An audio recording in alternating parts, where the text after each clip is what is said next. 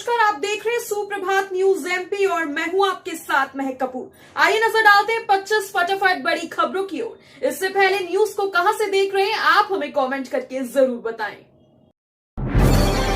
लाडली बहनों के लिए खातों में 10 नवंबर को आएंगे फिर पैसे, सीएम शिवराज ने अलीराजपुर में कहा। मुख्यमंत्री शिवराज सिंह चौहान 20 दिन में दूसरी बार अलीराजपुर जिले के दौरे पर पहुंचे। महाराष्ट्र गुजरात की सीमा पर मथवाड़ में रानी काजल माता मंदिर में दर्शन के बाद उन्होंने चुनावी सभा को संबोधित किया। मुख्यमंत्री ने कहा कि 10 तारीख को लाडली बहना के खातों में पैसे आएंगे। इसके लिए आचार संहिता से पहले भी पैसे इकट्ठे करके रख दिए गए हैं। अब इस योजना को कोई भी बंद नहीं कर सकता। कांग्रेस चुनाव आयोग में मेरी शिकायत कर रहे हैं कि मामा तो पैसे डाल रहे हैं, इनको बड़ी चिंता हो रही कि पैसे क्यों डाल रहे। जलने वाले जले, हम तो खाते में पैसा डालेंगे। मध्य प्रदेश कांग्रेस के वचन पत्र में 100 यूनिट बिजली माफ, 200 यूनिट पर आएगा हाफ बिल।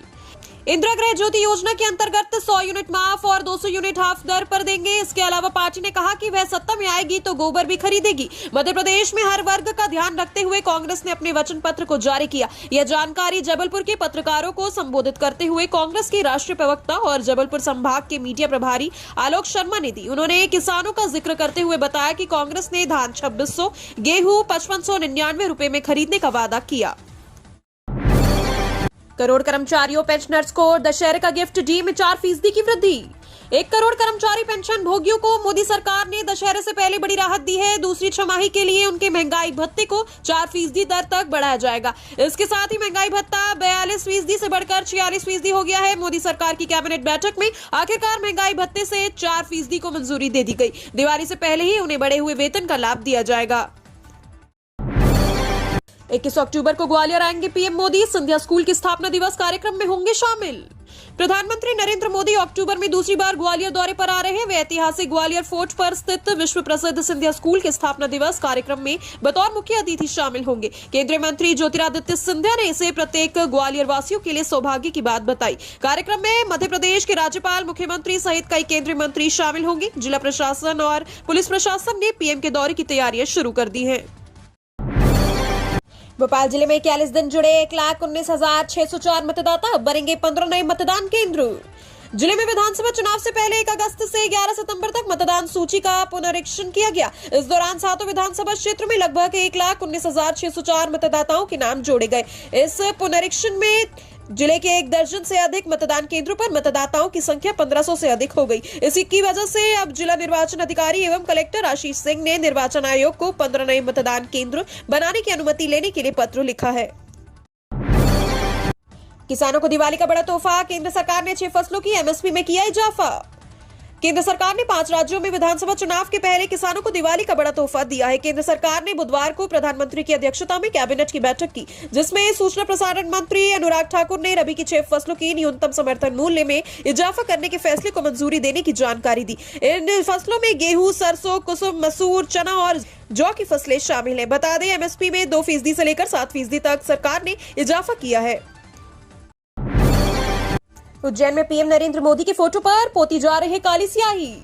उज्जैन जिले में पीएम मोदी की तस्वीर पर स्याही पोती जा रही है। दरअसल इन दिनों यूरिया की बोरियां किसानों को बांटी जा रही है। बोरियों पर किसानों को संदेश के साथ पीएम मोदी का फोटो भी लगा है। आचार संहिता के चलते पीएम मोदी की तस्वीर पर स्याही पोतकर छिपाया जा रहा है। बता दें कि मध्य प्रदेश में विधानसभा चुनाव में 1 महीने का भी समय नहीं बचा। चुनाव निर्विघ्न रूप से संपन्न हो, इसके लिए आदर्श आचार संहिता लागू कर दी गई है। इसका सख्ती से पालन भी करवाया जा रहा है।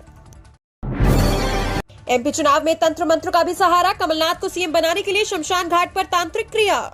मध्य प्रदेश विधानसभा चुनाव में सफलता के लिए राजनेताओं की ओर से हर उपाय आजमाए जा रहे हैं। एमपी में नेता चुनावी विजय के लिए तंत्र मंत्र का भी सहारा ले रहे हैं। मध्य प्रदेश की उज्जैन को महाकाल की नगरी के साथ आदि शक्ति की नगरी अवंतिका भी कहा जाता है। नवरात्र में यहाँ तंत्र मंत्र की साधना के लिए दूर दूर से तांत्रिक अपनी तंत्र विद्या को आजमाने के लिए आते हैं। तांत्रिक घनघोर अंधेरी रात में साधना करते हैं। बीती रात ऐसा ही नजारा उज्जैन के शमशान में देखने को मिला, जहाँ कमलनाथ की सरकार बनाने के लिए शमशान में 9 दिन तक तांत्रिक क्रिया की जाएगी।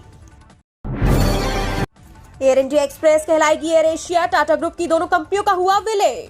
सरकारी एयरलाइंस एयर इंडिया को टाटा ग्रुप द्वारा खरीद लिया गया है। ऐसे में अब इसमें कई बदलाव किए जा रहे हैं। हाल ही में जानकारी सामने आई है कि टाटा ग्रुप की दोनों कंपनियां एयर एशिया और एयरलाइंस एयर इंडिया मर्ज होने जा रही है। बताया जा रहा है आज से एयर एशिया का नया नाम एयर इंडिया एक्सप्रेस होने जा रहा है। ऐसे में आज से एयर एशिया की सभी फ्लाइट्स एयर इंडिया एक्सप्रेस के नाम से जानी जाएंगी। इसका नया लोगो और डिजाइन भी किया जाएगा। एमपी में ममता बनर्जी भरेंगी चुनावी हुंकार।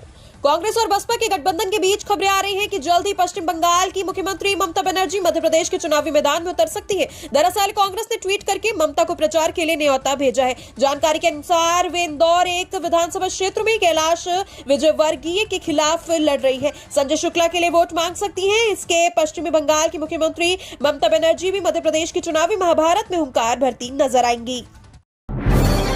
महिलाओं का मतदान प्रतिशत बढ़ाने के लिए उज्जैन में सास बहू सम्मेलन।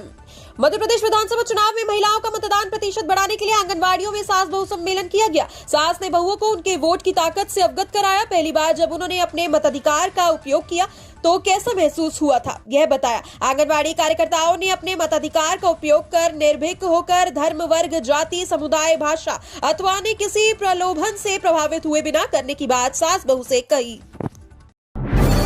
रतलाम के आशुतोष शर्मा ने तोड़ा युवराज सिंह का रिकॉर्ड। 11 गेंदों पर बनाए ताबड़तोड़ 50 रन।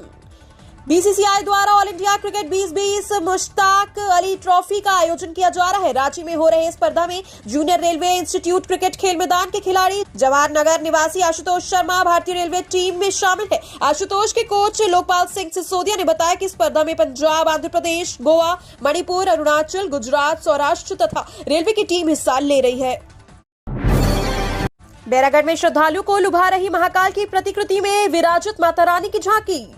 संत हिरदराम नगर में शारदीय नवरात्र का उल्लास चरम पर है। इस पर यहां 50 से अधिक स्थानों पर मां अम्बे के सुंदर दरबार सजाए गए। कुछ झांकियां मुख्य आकर्षण का केंद्र बनी। सांझ ढलते ही भक्त मां के दरबार के दर्शन करने निकल पड़े। इस झांकी स्थलों पर मां के जगराते और धार्मिक कार्यक्रम हो रहे हैं। गिदवानी पार्क में यंग जनरेशन सेवा समिति ने शिवलिंग की प्रतिकृति के अंदर मां अम्बे की प्रतिमा सजाई है। इंडियन ऑयल में निकली 1700 से ज्यादा पदों पर भर्तियां। सरकारी नौकरी की तैयारी करने वाले युवाओं के लिए एक महत्वपूर्ण जानकारी है। इंडियन ऑयल कॉर्पोरेशन लिमिटेड में नौकरी पाने का सुनहरा मौका है।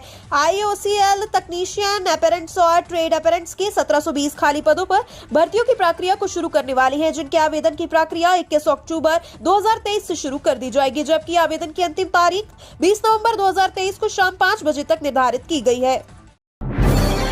सिंधिया ने कांग्रेस के वचन पत्र को गहरी खाई बताया। कमलनाथ दिग्विजय सिंह के बीच कपड़ा फाड़ बयान पर कसा तंज। केंद्रीय नागरिक उड्डयन एवं इस्पात मंत्री ज्योतिरादित्य सिंधिया 2 दिवसीय दौरे पर ग्वालियर पहुंचे। भाजपा नेताओं ने एयरपोर्ट पर सिंधिया का स्वागत किया। मीडिया से बात करते हुए सिंधिया ने कहा कि अलग अलग पोलिंग के कार्यकर्ताओं के साथ हमारी महत्वपूर्ण कैंपेनिंग शुरू हो रही है, इसलिए अब लगातार दौरे होंगे। सिंधिया ने कमलनाथ दिग्विजय सिंह के बीच कपड़ा फाड़ वाले बयानों पर तंज कसा और कांग्रेस के वचन पत्र को गहरी खाई बताया। नगर निगम सीमा से बाहर 25 किलोमीटर दायरे में थमे 146 सिटी बसों के पहिए। जिले में नगर निगम सीमा के बाहर 25 किलोमीटर के दायरे में चलने वाली 146 सिटी बसों के पहिए मंगलवार को थम गए। अब ये केवल शहर में ही चलेंगी। दरअसल सरकार के निगम सीमा से बाहर बसें चलाने के आदेश को लेकर बस ऑपरेटरों ने हाईकोर्ट में याचिका दायर की थी, जिसे न्यायालय ने स्वीकार कर दिया और स्वीकार आदेश को निरस्त भी कर दिया। अब सरकार जब आदेश का नोटिफिकेशन कराएगी तभी संचालन शुरू हो सकेगा। बादल छाने से दिन में गर्मी से राहत। आज गुरुवार से लुढ़केगा रात का पारा। अलग अलग स्थानों पर बनी 2 मौसम प्रणालियों के असर से हवाओं के साथ नमी आने का सिलसिला बना हुआ है। इस वजह से राजधानी भोपाल सहित प्रदेश के अधिकतर जिलों में बादल बने हुए हैं। इससे फिलहाल दिन के तापमान में बढ़ोतरी नहीं हो रही। हालांकि रात के समय हवाओं का रुख उत्तरी हो जाने के कारण न्यूनतम तापमान सामान्य के आसपास बना हुआ है। देवास जिले में चुनाव प्रचार के लिए अमित शाह और योगी आदित्यनाथ को बुलाने की मांग।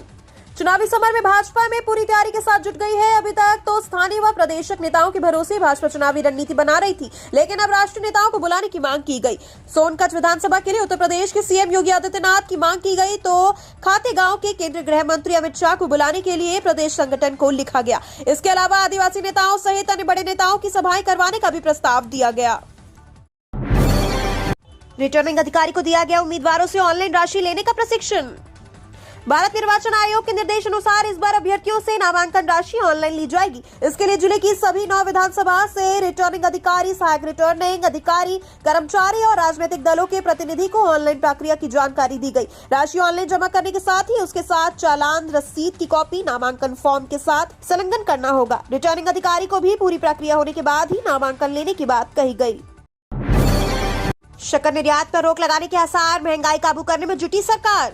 केंद्र ने शक्कर निर्यात पर ताजा सत्र में रोक जारी करने की उम्मीद है। देश में शक्कर उत्पादन घटने के अनुमान के साथ ही एथेनॉल उत्पाद की जरूरत की पूर्ति करने और उपभोक्ताओं की उपलब्धता सुगम करने के लिए यह निर्णय लिया जा रहा है। चुनावी वर्ष में खाद्य वस्तुओं की महंगाई रोकना भी सरकार की प्राथमिकता है। विदेश व्यापार महानिदेशालय ने इस बारे में अधिसूचना इसी सप्ताह जारी कर सकता है। स्वच्छता के साथ मतदान में अव्वल आने की तैयारी में इंदौर। मध्य प्रदेश की आर्थिक राजधानी इंदौर शहर देश भर में स्वच्छता में नंबर 1 है। हर क्षेत्र में इंदौर शहर अव्वल स्थान पर रहता है। ऐसे में अब विधानसभा चुनाव में मतदान में भी शहर को पहले स्थान पर लाने के लिए प्रशासन द्वारा तैयारियां शुरू कर दी गई है। इस तैयारी में जनता और दुकानदार भी अपना पूरा साथ देश में दे रहे हैं। जैसा कि आप जानते हैं, इंदौर अब तक 6 बार स्वच्छता में नंबर 1 बन चुका है। अब 7वीं बार नंबर 1 बनने के लिए अभी से भी शहर ने पूरी तैयारियां करनी शुरू कर ली है। अंतिम चरण में पहुंचा राव मुहूर रेल लाइन दोहरीकरण कार्य। राव से डॉक्टर अंबेडकर नगर के बीच रेल लाइन दोहरीकरण का कार्य अंतिम चरण में पहुंच चुका है। इस साल के अंत तक दोहरीकरण का कार्य पूरा करने के लिए दिसंबर से रूट पर सभी काम पूरे कर निरीक्षण किया जा सकता है। इसके लिए रेलवे दिसंबर के ब्लॉक लेकर निरीक्षण पूरा कर सकते हैं। रूट पर गिट्टी बिछाने का काम पूरा हो चुका है। अब सीमेंट के पोल बिछाकर पटरियां डाली जाएंगी।